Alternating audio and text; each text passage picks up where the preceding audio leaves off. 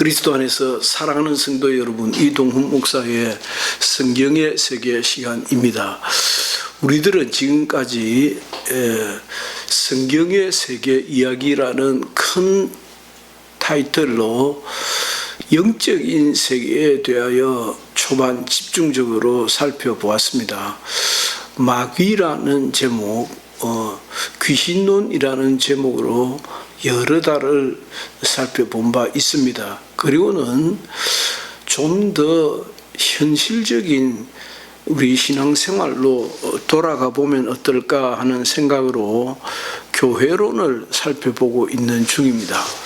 교회는 에베소서에 있는 말씀과 같이 만물을 충만케 하시는 자의 충만이다고 할 만큼 우리 영혼을 살리고 죽이는, 우리 영혼의 집이요, 우리 영혼이 쉼을 누리는 안식처이고, 우리 영혼이 나 영혼의 미래를 위하여 치열하게 준비하는 준비의 필드이기도 하기 때문입니다. 그 교회에 대하여 살펴보는 중에 여러 가지 염려가 됩니다.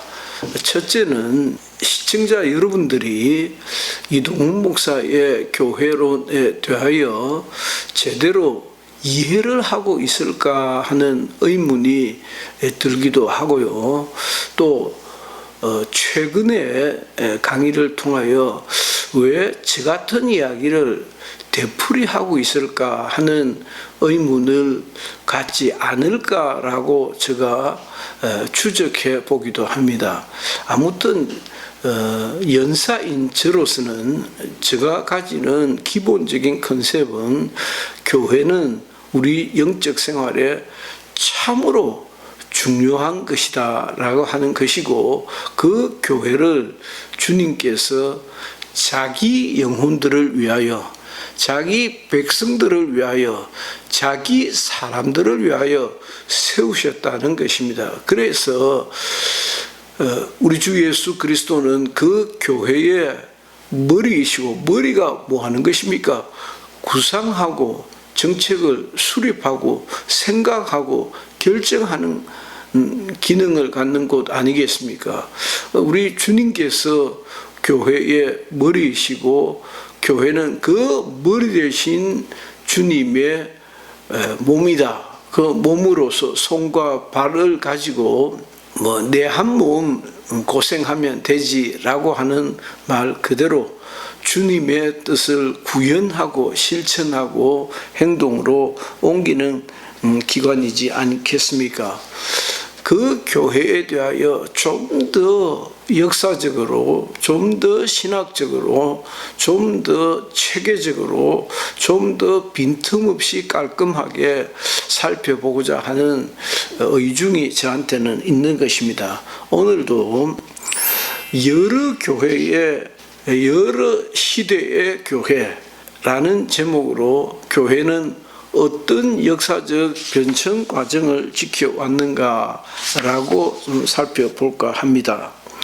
너무 구체적으로 또 지역마다 워낙 광활하고 폭넓은 주제이기 때문에 다 살펴볼 수는 없고, 첫째는 율법이 오기 전 이전 시대, 율법 이전 시대라는 제목으로, 혹은 족장 시대, 족장들이 통치하고 다스리고 인도했던 시대의 교회는 어떤 의미가 있는가, 그 시대의 교회는 무엇인가 라고 한번 살펴볼 수 있겠고, 이어서 모세 시대라고 하는 율법 이후의 시대, 율법 이후부터 우리 주 예수 그리스도께서 이 땅에 오신 신약교회 이전까지를 오늘 살펴보고, 다음 시간에 오는 수요일에는 신약교회라는 제목으로 한 텀을 가져볼까 합니다. 첫째, 율법 이전 시대 혹은 족장 시대라고 하는 제목입니다.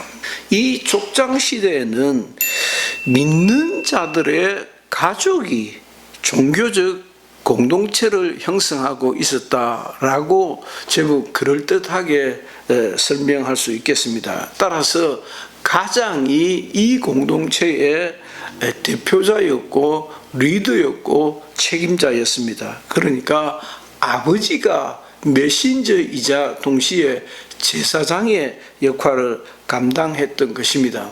이 당시에는 어떤 정규적인 예배 의식이 아직 정착 이전 시대였다라고 할 수 있겠습니다. 그러니까 예전이라고 하는 예배 양식은 율법과 동시에 모세로 통해서 우리에게 주어졌던 것입니다. 그러니까 모세 이전 시대인 이 시대는 일정한 예배 양식이 있지는 않았다. 다만 창세기 4장 26절에 있는 말씀과 같이 여호와의 이름이 공식적으로 불리어진 시대다. 그러니까 막연히 어떤 두려운 신이 있어서 그 신을 찾고 의지하고 두려워했다라고 하는 것입니다.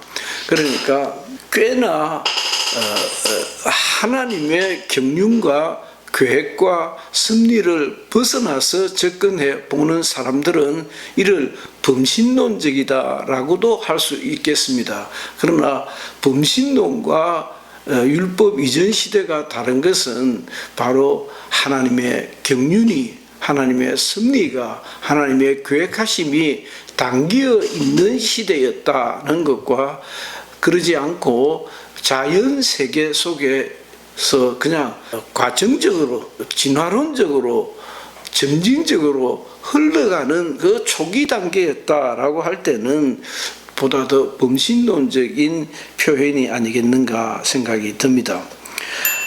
다만 이 범신론적인 시대에도 불구하고 이 초기 단계의 율법 이전 시대에도 불구하고 하나님의 아들들과 사람의 아들들이 구분되기 시작했다라고 할 수도 있겠습니다. 그러니까 첫째는 가장이 이 경건한 가정의 대표격이었다라고 하는 것이고, 두 번째는 그러나 일정한 예전의 양태를 띠고 있는 것 같지는 않다라고 하는 것이고, 세 번째는 막연히나마 여호와라는 이름으로 두려운 신의 이름이 불리어졌다. 신을 공식적으로 찾고 그 신의 이름이 야훼라고 하는 신의 이름으로 드러나기 시작했다라고 하는 것입니다. 네 번째는 점차 사람의 아들들이, 하나님의 아들들이 사람의 딸들을 제압하게 되었다. 하나님의 아들들, 사람의 딸들라고 하는 이 양자 구분을 좀 염두에 둘 수 있습니다. 그러니까 막연히 사람의 마음속에 있던 종교적 어떤 심성이 있었는데 그 심성이 시간이 지나면서 이를 이제 자연신학자들은 진화론적으로 이해를 할 것이고, 우리는 하나님의 경륜과 하나님의 섭리가 그 가운데 있었다라고 할 수 있을 것입니다. 하나님의 계획하심이 점차 더 밝아지고 있는 단계이다라고 우리는 보는 것입니다. 그래서 선과 악이 구분되기 시작했다. 하나님의 아들과 사람의 딸들이라고 하는 표현으로 선과 악이 나뉘어지기 시작했다. 혹은 구분되어 이해되어졌다라고 보면 되겠습니다. 다섯 번째로는 노아의 홍수 이야기가 나오는데, 홍수 때의 그 교회는 노아의 가족 안에서 보존이 되어졌습니다. 그러니까 노아 가정 안에서 보존되어진 주님의 교회라고 할 수 있겠습니다. 특별히 셈의 혈통을 통해서 이어졌습니다. 그러니까 같은 아들이라도 아들 중에서도 셈 계열의 아들이 하나님의 경륜을 잇고 있었다라고 하는 것에서 우리는 기독교적 선택의 컨셉을 또 발견할 수도 있습니다. 오늘날 교회도 그 그 선택받은 자의 무리다라고 하는 것이 가장 일반적인 교회에 대한 이해일 것입니다. 그러나 참된 종교가 죽어가고 있는 시점이 되었을 때 하나님께서 여섯 번째 소위 아브라함이라고 하는 중동의 한 청년을 불러서 아브라함 열국의 아비로 삼으시고 그 아브라함에게 복의 근원이 되는 복을 주셔서 그 아브라함의 후손들을 통해서 한 민족을 구성하시고 한 나라를 세우시고 하나님께서 하나님의 말씀을 그들에게 부탁하시고 그 하나님의 말씀을 받은 민족이 되어서 그 말씀으로 양육받는 민족이 되었다라고 하는 것입니다.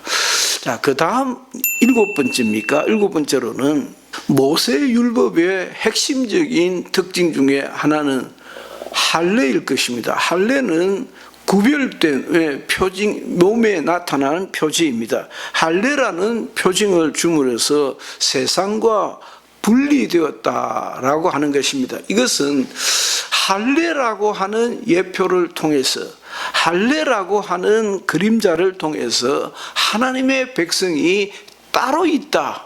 따로 살아야 된다. 하나님의 백성은 구별된 백성이다. 라고 하는 개념을 우리가 짐작해 볼 수 있고 그런 개념을 마음속에 가지게 되었다라고 할 수도 있을 것입니다. 아무튼 할례를 받은 자와 그의 후손들을 세상과 분리시켰고 친히 자기 백성으로 삼으셨다.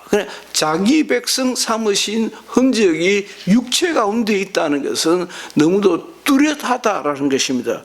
모세의 시대까지 족장들의 가족은 참된 신앙의 보고로서 이 안에서 아브라함과 아브라함의 자손들 안에서 하나님을 경외하고 하나님만 섬기는 전통이 이어져 내려왔다. 그것이 소위 족장시대의 교회, 율법 이전 시대의 교회라고 하는 것입니다. 교회를 우리는 그렇게 정의하고 교회는 애당초에 그렇게 이 역사 속에서 출발되었다라고 하는 것을 말씀드렸습니다. 두 번째는 모세 시대 혹은 율법 시대라고 하는 제목입니다. 첫째, 모세를 통해서 이스라엘을 해방시키신 하나님께서는 출애굽 이후에 이스라엘 백성들을 따로 불러 모으십니다. 이제 약속의 땅으로 향하게 되어졌습니다. 그러니까 첫째는 출애굽 이후 약속의 땅을 향하여 출발한 백성들이다라고 하는 것이고 그 백성들을 통하여 하나님께서 국가를 형성하는 동시에 하나님의 교회를 구성했다는 것입니다. 이때 이 국가는 완전 하나님의 말씀을 받은 말씀으로 훈련하려고 하는 신정 국가였던 것입니다. 그러니까 지금 아랍 민족들이나 이스라엘 민족들이 가지는 공통점이 있습니다. 그들이 가지는 공통점이 아브라함의 후손들이라는 것입니다. 아브라함의 후손들 가운데서 북으로 올라간 10지파 반이 있고 예루살렘을 중심으로 남았던 한 지파 반이 있었습니다. 그 12지파가 아브라함의 후손들인데 그 아브라함의 후손들을 통해서 하나님의 교회와 국가가 두 갈래로 나뉘어지는 것을 볼 수가 있습니다. 그래서 이스라엘 백성들은 가족적인 경건뿐만 아니라 부족적인 신앙과 국가의 종교까지도 표현되어지는 풍부한 기구로 발전되어지는 것을 볼 수 있습니다. 저는 복음이 보다 덜 전달된 복음이 덜 전달되었다라고 하기에는 제가 꽤 미심쩍습니다만은 일단은 신학적으로 덜 훈련된, 신학적으로 신학적인 물이 덜 들은 나라와 민족들을 향해서 복음을 전할 때에 곧잘 범신론을 설명하고 자연신론을 설명하고 이어서 어떤 과정을 통해서 어떤 원시적 종교심을 통해서 인간의 종교성이 드러나고 그 드러난 차에 하나님께서 당신의 말씀을 율법이라는 형식으로 이스라엘에게 주셨다라고 하는 것을 제가 진술하고 설명하고 또 설득했던 것을 기억합니다. 그와 같이 이스라엘이 율법을 받기 전까지도 원시 종교의 형태로서 인간의 심성으로 표현되고 있었고 그것이 민족적인 특징으로 표현되어지고 있었고 범신론적인 양태로도 표현되어졌다라고 해서 기독교 신앙이 무너지지도 않고 기독교 신앙이 위협받는 것은 아니다라고 하는 것입니다. 그런 발전 과정이 있었다라고 설명하면 되겠습니다. 교회는 비록 독립적인 기구를 얻지 못하였지만은 다만 이스라엘의 국가 생활 안에는 분명히 교회라고 할 수 있는 신약의 교회라고 할 수 있는 교회 공동체, 신앙 공동체가 존속하고 있었던 것을 볼 수가 있습니다. 교회가 취한 특별한 형식은 아마도 국가교회, 교회국가라는 형식이 아니었겠는가. 그래서 그것을 신정국가라고, 이스라엘을 우리가 지금도 신정국가라고 할 수 있을까라고 의문을 던질 수도 있고, 왜냐하면 이스라엘은 전통 랍비들만 해도 군생활 따로 하지 않습니다.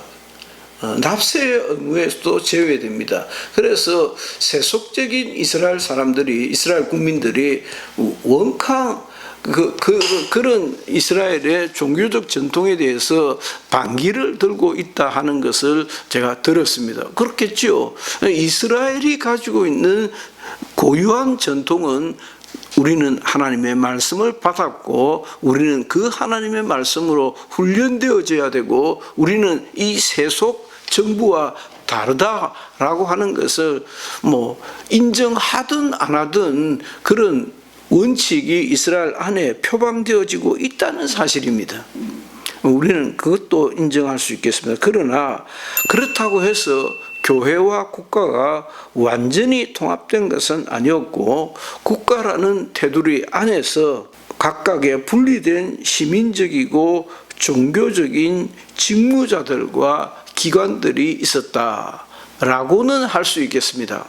그러니까 전통 랍비라 할지라도 전통 유대교인이라 할지라도 전통 유대교인으로서 가지는 어떤 직책이 있고 기구가 있고 역할들이 있을 것입니다. 그러나 그렇다고 할지라도 전체 이스라엘이라는 국가 속에 역시 부분 집합이었다라고 하는 것입니다. 우리는 이 점에서도 오늘날 교회 역시 교회만의 고유한 특징을 강조하고 주장하고 표방한다 해도 틀린 말이 아니고 그렇다 할지라도 전체 국가 속에 한 교회이다, 한 역할을 맡고 있는 공동체이다라고 좀 양보를 해도 무방하다라고 하는 생각이 제 생각입니다.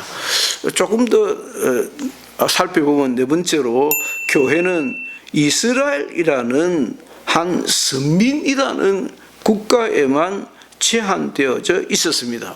그러니까 외국인들은 다만 이스라엘 국가 안에 통합됨으로써 교회에 들어갈 수 있었다. 이때 교회는 이스라엘이라고 하는 국가교회입니다.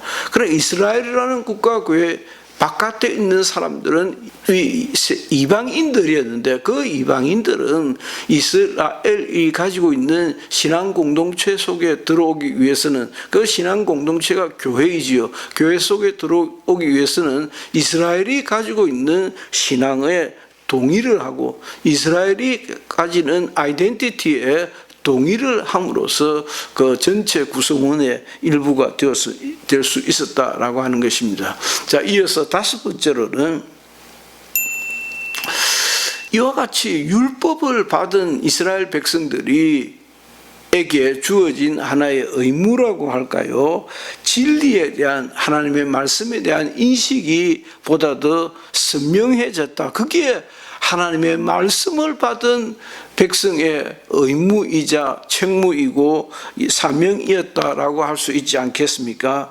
하나님께 대한 예배는 아주 세세한 부분까지 규정이 되었습니다. 예배 양식이 기독교회라고 하는 그때는 유대교회라고 하는 예전 속에서 아주 콘크리트하게 구체적으로 확립이 되어졌습니다. 하나님께 대한 예배는 아주 구체적으로 확립이 되어졌고 그러한 것들이 물론 제사장이라든지 서기관이라든지 하는 등등의 종교 집단으로 종교화되어지는 약점이 없지 아니하였음에도 불구하고 그것들이 가지는 긍정적 혹은 순기능도 있었다. 그러나 교회 안에는 항상 그렇습니다.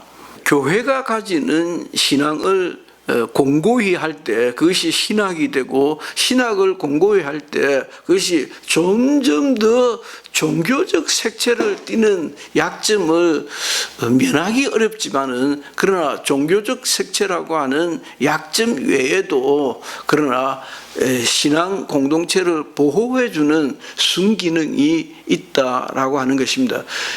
구약 성경 시대 모세 시대에도 이와 같은 역할이 동일하게 있었다는 것입니다. 교회가 교회되기 위해서는 하나님의 말씀에 집착하고 그 하나님의 말씀을 지키려 하고 그 하나님의 말씀을 이탈할 때에 엄한 징계가 내렸던 것도 다 비슷한 맥락이라 할 수 있겠습니다. 아무튼 이 세밀한 규정들은 대부분 의식적이고 예전적인 것이었습니다. 따라서 종교화의 위험성이 늘 있었지만은 그럼에도 불구하고 가지는 아주 핵심적인 순기능이 없지 아니했다라고 말씀드릴 수 있겠습니다. 예전 확립의 긍정적인 면과 부정적인 면을 우리는 함께 살펴본 계기라 할 수 있겠습니다. 오늘 월요일 첫 시간에는 교회를 보다 더 역사적으로 살펴보려고 할 때에 율법 이전 시대의 교회는 원시적 형태로 시작했는데 아마도 보다 더 원시적 상태로 돌아가면 인간에게 내재되어 있었던 종교적 어떤 두려움, 본능적인 어떤 두려움 등등이 자연에 대한 천재지변에 대한 두려움 등등이 합쳐져서 애니미즘이 되고 그것이 범신론적으로 이해가 되어지고 했었는데 그것이 모세 시대에 하나님께서 당신의 말씀을 성문화해서 한 민족, 한 국가에게 전달해 주시고 그 국가로 통해서 하나님의 교회는 보다 더 명시적이고 예전적이고 보다 더 체계적이고 하는 긍정적이고 부정적인 면을 동시에 갖게 되었다라고 하는 것입니다. 우리는 여기에서 오늘 첫 시간에서는 종교적인 예전적인 것들이 꼭 부정적인 것만은 아니다. 그러니까 종교적이고 예전적인 것들을 꼭 부정적인 것으로 보기 시작하면 종교와 거룩한 것과 세속화된 것이 그 경계가 무너져 버립니다. 그것이 무너져 버리면 교회도 역시 구원받은 하나님의 백성이라는 경계가 무너져 버리는 것입니다. 그러니까 다시 말씀드리면 하나님의 말씀에 대한 집착, 그 하나님의 말씀에 대한 사수, 고수, 그 하나님의 말씀에 대한 엄격한 규례들이 꼭 부정적인 것만은 아니다. 그것을 부정적인 것으로만 이해해서는 안 된다. 그것을 해체해버리면 더 무정부적인 교회가 교회 아닌 교회가 되어버리고 말 것이다 라고 하는 경계도 우리가 살펴볼 수 있겠습니다. 오늘은 첫 시간 여기까지만 살펴보겠습니다. 대단히 감사합니다. 이동훈 목사였습니다.